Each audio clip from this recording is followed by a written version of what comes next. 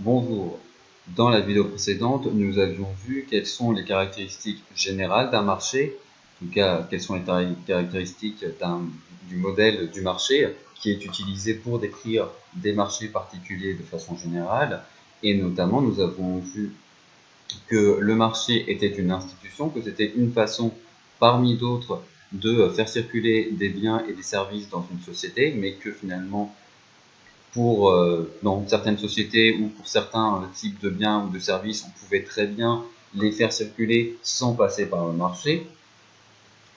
Et nous avons vu que ce modèle de marché repose notamment sur des hypothèses dans lesquelles le marché fonctionne parfaitement, de façon totalement fluide, et dans lesquelles le marché se trouve en concurrence pure et parfaite. 5 conditions, vous devez vous en rappeler. Dans cette vidéo, nous allons commencer à étudier, et nous allons plonger ça dans les vidéos suivantes, les forces présentes sur le marché et leurs rencontres. Nous allons notamment parler de la demande. On va naturellement commencer par définir ce qu'est la demande. La demande est la quantité de produits que les acteurs économiques sont prêts à acheter pour un certain prix. Je répète, la demande est la quantité de produits que les acteurs économiques sont prêts à acheter pour un certain prix. Donc cette définition peut sembler assez simple, assez évidente, on peut néanmoins pointer certaines choses intéressantes. Tout d'abord, la demande, c'est une quantité de produits. Donc il ne faut pas confondre la demande et les demandeurs, la demande et les consommateurs, les acheteurs, même si évidemment tout ça est assez proche. Là, ce qui nous intéresse, c'est vraiment la quantité de produits que les acteurs économiques, que les demandeurs sont prêts à acheter. Donc finalement, que vous ayez 1000 personnes différentes qui chacune veulent acheter un produit, ou la même personne qui veut acheter 1000 fois le même produit, il n'y a aucune différence au point de vue de la demande, puisque vous avez dans les deux cas une demande de 1000. Un autre point intéressant qui va notamment être utile quand il s'agira de lire les données sur la courbe, c'est que la demande est en fonction d'un certain prix. Donc, typiquement, si on prend un exemple du marché des smartphones, on pourrait obtenir une courbe de la demande qui aurait à peu près cette forme-là.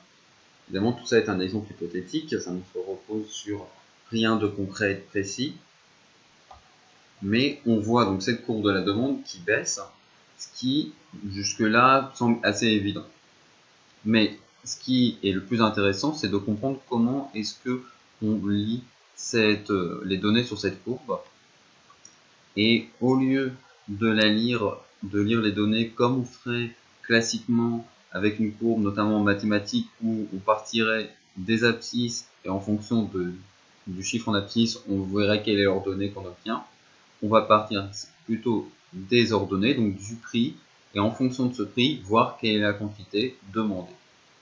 Par exemple, pour 750 €, la demande est de 2. Pour 100 €, la demande est de 7. Voilà. Donc, voilà, première chose à bien comprendre lorsque vous devez présenter des données sur la courbe, vous dites toujours pour tel prix, pour 750 €, la quantité demandée est de 2 par exemple, pour 100 €, la quantité demandée est de 7. Et le fait qu'on passe de ce point ici à ce point-là, par exemple, ça c'est un déplacement sur la courbe. La courbe ne bouge pas, on passe d'un point à un autre parce que, en gros, le prix a changé, soit dans ce cas-là, le prix a diminué et donc la quantité demandée a augmenté, soit à l'inverse, si on le fait dans l'autre sens, le prix a augmenté et par conséquent, la quantité demandée a diminué. Donc comme je l'ai dit, comme vous l'avez vu, la demande est décroissante selon le prix. Plus le prix est important, plus la demande est faible et inversement. Et justement, le fait que la quantité demandée change en fonction du prix, ça ce sont des déplacements sur la courbe. Car on va voir qu'il peut aussi y avoir des déplacements de la courbe. Il va falloir faire attention à bien distinguer les deux. Globalement, la position de la courbe, sa forme, sa pente, va dépendre notamment du revenu des consommateurs et des consommatrices et de leurs préférences. ces deux éléments vont se croiser pour déterminer ce qu'on appelle le prix de réserve. Ce qu'on va définir tout de suite. Donc le prix de réserve est le prix maximum que les consommateurs et les consommatrices sont prêts à payer pour un certain produit. Donc en gros, jusqu'où vous êtes prêt à aller pour payer ce produit. Le prix maximum que les consommateurs et les consommatrices sont prêts à payer pour un certain produit. Donc évidemment, ça va dépendre de combien d'argent vous avez, parce que forcément plus vous avez d'argent, plus vous pourrez dépenser pour acheter un produit qui vous intéresse, et aussi à quel point vous estimez ce produit important. Forcément, si vous estimez qu'un produit est très important pour vous, est indispensable, vous serez prêt à faire un effort budgétaire plus important que si vous considérez que ce produit n'est pas très important, que vous pouvez facilement vous en passer et que ça ne vaut pas le coup de dépenser une grosse somme pour avoir ce produit-là. Et les changements de revenus, les changements de préférence, tout ce qui globalement va affecter le prix de réserve des consommateurs, ça va provoquer des déplacements de la courbe. Donc en gros, déjà, pour bien faire la distinction entre déplacement sur la courbe et déplacement de la courbe, les déplacements sur la courbe, et ça c'est vrai finalement que ce soit pour la demande ou pour l'offre, les déplacements sur la courbe sont provoqués par un changement du prix. Le prix du marché change et cela provoque un changement de la quantité demandée et aussi du coup de la quantité offerte comme on le verra ensuite. Les déplacements de la courbe, c'est un événement qui est autre, qui est extérieur au marché normalement, qui va provoquer un déplacement de cette courbe qui va faire que pour le même prix, les consommateurs et les consommatrices sont prêts à acheter plus, ou si vous le regardez dans l'autre sens, les consommateurs et les consommatrices seront prêts à payer plus par exemple, ou moins, pour la même quantité de produits. Donc, si on observe par exemple une augmentation des revenus qui va provoquer un choc positif de la demande, ça veut dire que pour le même prix, pour 500 €, vous aurez une demande plus importante. Donc là, dans ce cas-là, on va imaginer que si les revenus augmentent, il y a plus de personnes qui sont prêtes à payer 500 € pour acheter un nouveau smartphone. Donc là, on est bien sur un événement extérieur au marché, hein, c'est le revenu qui change, donc c'est pas quelque chose qu'on voit sur ce graphique, hein, où vous avez que le prix et la quantité demandée. Et cet événement extérieur au marché conduit les consommateurs et les consommatrices à être, donc en l'occurrence, à être plus nombreux à demander plus de produits pour le même prix. Je précise au passage que les prix qui sont indiqués ici, ce sont des prix unitaires, c'est-à-dire le prix pour un produit. Ce n'est pas le total de la facture. Si vous achetez par exemple plusieurs produits, plusieurs smartphones, vous allez payer, ce qu'on va considérer dans ce cas-là, c'est que vous allez payer 500 € pour chaque smartphone. Mais dans cette situation, du coup, quand un seul smartphone coûte 500 €, il y a une demande de 2. Et quand donc, les revenus augmentent et que plus de gens peuvent s'offrir un smartphone, la quantité demandée va être plus importante et va passer à environ 4,5. Et ça pourrait, là j'ai parlé d'une augmentation des revenus, mais on pourrait aussi imaginer justement un changement des préférences des consommateurs et des consommatrices, par exemple justement un effet de mode. Aujourd'hui c'est passé, mais quand les smartphones sont apparus en 2007, progressivement ça s'est imposé, un effet de mode sur les smartphones qui pousse les consommateurs à se dire bon bah voilà, ok, maintenant c'est un produit que j'estime plus important et donc je suis prêt à dépenser plus d'argent pour ce produit.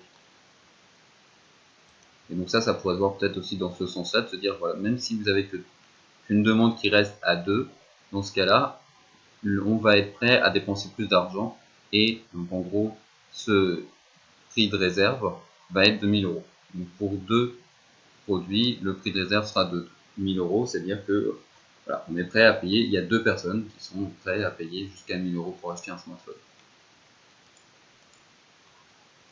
Maintenant qu'on a vu les déplacements sur la courbe qui sont provoqués par un changement du prix du marché quand on passe de cette situation-là par exemple à celle-là, les déplacements de la courbe qui sont provoqués par un changement qui est extérieur au marché. Donc en gros, tout ce qui n'est pas un changement du prix du marché, ça va provoquer un déplacement de la courbe.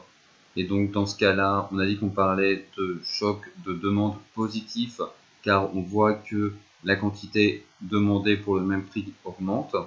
Si à l'inverse, on allait dans l'autre sens et qu'on passait de ici, de cette courbe-là à celle-là, vous auriez un choc de demande négatif, car pour le même prix, la quantité demandée passe de ici à là, donc la quantité demandée diminue. Donc voilà ce qu'il faut retenir pour les chocs de demande et même d'offres finalement, pour savoir est-ce que c'est positif ou négatif. Vous regardez comment la quantité demandée ou éventuellement offerte évolue en fonction du prix. Est-ce que pour le même prix, il y a plus de quantité ou il y en a moins? S'il y a plus de quantité demandée ou offerte, c'est un choc positif. S'il y a moins de quantité demandée ou offerte pour le même prix, c'est un choc de demande ou d'offre négatif. On va maintenant s'intéresser à la pente de la courbe qui va indiquer la sensibilité de la demande au prix, ce qu'on va appeler l'élasticité de la demande au prix. Si je prends un exemple, la demande d'abonnement téléphonique, à nouveau ce qui est important, c'est pas tellement les chiffres que ce qu'on peut voir sur le graphique. Quand vous avez un changement important du prix, on passe par exemple de 30 € l'abonnement à 5 € l'abonnement. On considère évidemment que les abonnements sont parfaitement comparables. On est, je vous rappelle, sur un marché concurrentiel où les produits sont homogènes. Donc là, il ne s'agit pas de dire que l'abonnement à 30 € a plus d'options, a plus de gigas par exemple, que l'abonnement à 5 €. On considère que c'est vraiment des abonnements comparables, mais voilà, le prix de l'abonnement passe de 30 € à 5 €. Donc là, c'est le prix du marché qui change, donc un déplacement sur la courbe, comme vous pouvez le voir, on passe de ce point-ci à ce point-là. Donc on peut voir assez facilement, notamment sur le graphique, que le changement du prix est assez important. Donc on passe de 30 à 5 €, comme j'ai déjà dit. Sur le graphique, ça représente 5 cases différentes. Mais quand on regarde l'évolution de la quantité demandée, alors certes, la baisse du prix provoque une augmentation de la demande, de la quantité demandée. On passe de donc 3 à 4, mais vous remarquez que justement, par rapport notamment au changement du prix, le changement de la demande est assez faible. Puisque, comme je l'ai dit, sur le graphique, c'est un changement de 5 cases en termes de prix et de seulement une case en termes de demande. Donc ça veut dire que la demande est assez peu sensible, est assez peu élastique au prix. Une forte variation du prix, là on a supposé une baisse, mais ça pourrait être aussi une augmentation. Une forte variation du prix provoque une faible variation de la demande. Donc voilà ce qu'il faut retenir. Plus la pente de la courbe est forte, comme c'est le cas ici, puisque vous avez une courbe qui est presque verticale, plus la pente de la courbe est forte, moins la demande est sensible au prix. Ce qui est finalement contre-intuitif, car quand on voit une courbe avec une pente aussi forte, on a envie de dire que justement la demande va être fortement sensible au prix, mais non, c'est l'inverse, comme vous pouvez le voir sur ce graphique. On peut prendre un autre exemple pour comprendre. Cette fois-ci, vous avez une pente de la courbe de la demande qui est assez faible, avec une courbe qui est presque à l'horizontale. Donc si on a un changement du prix de la place de cinéma dans cet exemple, qui est assez faible, un changement de prix assez faible, on passe de 8 à 6 € à la place de cinéma, une seule case sur le graphique, on voit un changement de la demande assez important, puisque on passe d'une demande de 2 à une demande de 7, soit une augmentation sur le graphique de 5 cases. Donc voilà, on a un changement du prix qui est à la hauteur d'une seule case sur le graphique, et le changement de la demande, lui, est à la hauteur de 5 cases. Donc on voit bien qu'une faible variation du prix, quand on passe de 8 € à 6 €, et ça marche dans le sens évidemment, provoque une forte augmentation de la demande. Donc là, on retrouve ce qu'on a dit tout à l'heure, mais de façon inversée. On a une demande qui est fortement sensible au prix, et donc on voit que ici où la pente de la courbe est assez faible, la sensibilité de la demande au prix est assez forte. Donc à nouveau contre-intuitif, mais en fait une fois que vous avez compris le principe que c'est inversé, c'est assez facile à retenir. Plus la pente de la courbe est forte, plus la demande est peu sensible au prix, et à l'inverse, plus la pente de la courbe est faible, plus la demande est sensible au prix. Parce que, comme j'ai dit, dans ce cas-là, une faible variation du prix provoque une forte variation de la demande, et dans le cas précédent, vous aviez une forte variation du prix qui provoque une faible variation de la demande. Donc j'espère que tout ça est assez clair, car on va revenir là-dessus et revoir ça cette fois-ci pour l'offre dans la vidéo suivante. Donc globalement, vous allez revoir pas mal de choses que vous avez vues dans cette vidéo, mais on va aussi voir certaines choses sur lesquelles on ne s'est pas interrogé sur la demande. Mais ça, ce sera dans la prochaine vidéo.